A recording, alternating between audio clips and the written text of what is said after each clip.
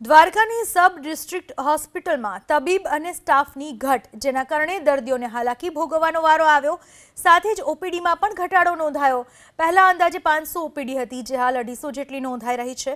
વર્ષ 2014માં 30 બેડ હતા, બાદમાં 50 કરાયા અને હવે 75 બેડની વ્યવસ્થા કરવામાં આવી રહી છે. જોકે તબીબો અને વર્ગ 4ના કર્મચારીઓની ઘટ યથાવત છે, એટલે કે 30 સફાઈ કર્મીની જરૂરિયાત સામે માત્ર 6 કર્મચારીઓથી કામ ચલાવવામાં આવી રહ્યું છે. જ્યારે એમબીબીએસ સહિત 7 તબીબોની જગ્યા છેલ્લા 10 વર્ષથી ખાલી છે. અનેક વખત રજૂઆત કરવામાં આવી, આમ છતાં તબીબો મૂકવામાં નથી આવ્યા. તાત્કાલિક હોસ્પિટલમાં તબીબોની નિમણૂક આપવા માંગ ઉઠી છે.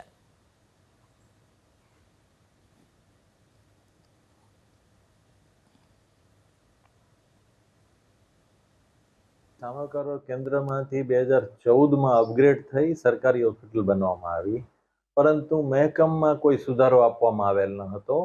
ઉલટાનો ઘટાડો થવા જોવા મળે છે. હવે જો અપગ્રેડ કરવે તો પછી ઘટાડો તો ન જ થવો જોઈએ, અને વધારાના મહેકમ પણ આવતા નથી. છેલ્લા 10 વર્ષથી સરેરાશ ક્લાસ 1 ઓફિસરો 1 વર્ષથી જ જોવા મળે છે, અને 5 વર્ષથી છેલ્લી વાત કરું 2018થી, તો માત્ર ને માત્ર એક જ મેડિકલ ઓફિસર હોય છે.